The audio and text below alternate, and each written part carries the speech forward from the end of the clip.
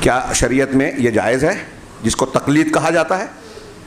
میں اکثر کہا کرتا ہوں تقلید اور عدم تقلید پر بڑی بحث ہوتی ہے، ہاں، اور اس کو مسلکی اختلاف سمجھ کر ہم نظر انداز کر دیتے ہیں۔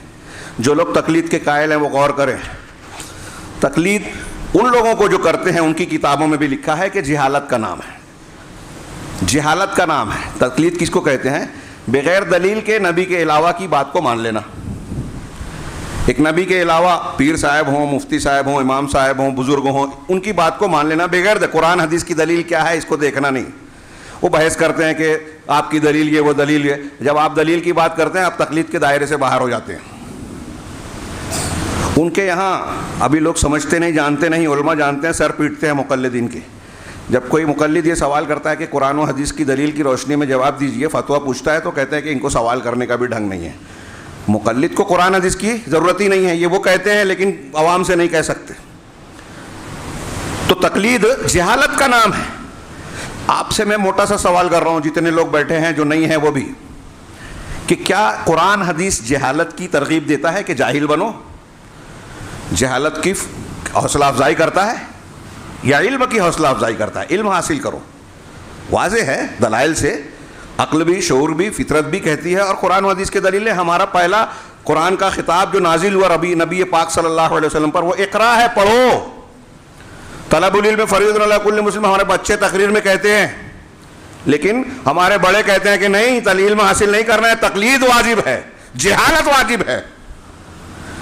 ہاں، مولانا ابوالکلام آزاد ایک سیاسی تقریر میں بولتے ہیں، مجھے بڑا پیارا لگا وہ جملہ، کہ میں دین کی طرح دنیا کے معاملات میں بھی تقلید کا قائل نہیں ہوں۔ اور آج مسلمان دنیا میں تو چل رہا ہے آزادی کے ساتھ، یہود و نصارہ کے تو باپ دادا کا طریقہ چھوڑ کے یہود و نصارہ کا طریقہ ہے۔ وہاں یہ نہیں کہتا کہ میرے ابا اماں تو یہ کھلاتے پلاتے یہ پہناتے ہیں، وہاں کہتا ہے کہ ابا کا دور دوسرا تھا، میرے دور کا فیشن الگ ہے۔ ہیئر اسٹائل یورپ اور مغرب کے طور پہ، ماں باپ کے طریقے پہ نہیں کہ بال ایسے کٹاؤ، کپڑے ایسے پہنو، وہ نہیں مانے گا، وہاں انحراف کرے گا۔ اور دین کے معاملے میں جہاں تقلید نہیں کرنی چاہیے وہاں کہتا ہے کہ باپ دادا ایسے ہی کرتے تھے اس لیے میں بھی کروں گا۔ قبر پرستی، تعزیہ پرستی، شخصیت پرستی، تقلید اور نہ جانے کیا کیا گمراہیاں ہیں۔ ابھی ہمارے دروس جو چل رہے ہیں اس میں میں نے بیان کیا، بار بار کیا اور کروں گا ابھی، کہ ہم نے جن کو پیشوا بنایا ہے بہت سارے مسلمان، غور کریں، ان کی دین کی بنیادوں کی تشریح ہی غلط ہے۔ لا الہ الا اللہ محمد رسول اللہ، اس کے ذریعے سے اسلام میں بندہ داخل ہوتا ہے۔ اس کلمہ، یہ کلمہ لا الہ الا اللہ جنت کی کنجی، جنت میں جانے کی بنیاد، جہنم سے بچانے کی بنیاد۔ شفاعت نہیں ملے گی اگر لا الہ الا اللہ صحیح نہیں ہے تو قیامت کے دن۔ ساری فضیلتیں دنیا اور آخرت کی، عذاب سے بچاؤ کی بنیاد لا الہ الا اللہ۔ لیکن اسی بنیاد کی تشریح ہمارے عام اور وہ لوگ جو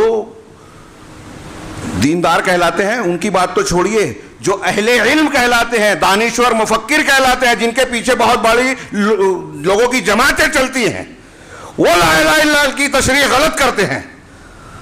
صوفیہ نے لا الہ الا اللہ کی جو تشریح کی وہ کلمہ توحید سے کلمہ شرک بنا دیا۔ منبر رسول سے اللہ کے گھر میں کہہ رہا ہوں، اللہ کے ڈر کے ساتھ کہہ رہا ہوں، یہ ذمہ داری سمجھ کے کہہ رہا ہوں، یہ بتانا ضروری ہے۔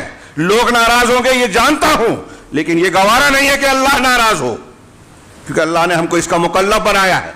اگر اس ناراضگی کا خیال کرتے تو انبیاء کرام تو کلمہ توحید کی دعوت کبھی نہیں دیتے۔